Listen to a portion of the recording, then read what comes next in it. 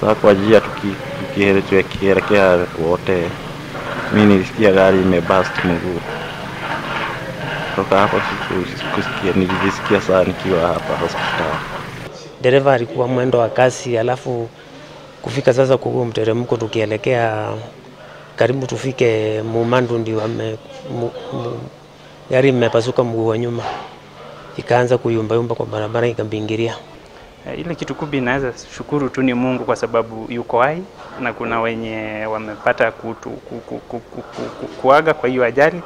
So ni Mungu tu tunashukuru na tunasema tu Kubi based on chenye amesema, at least ni vizuri madereva wakuwa a bit conscious, wasiweke speed sana kwa barabara, kukuwa on the safer side.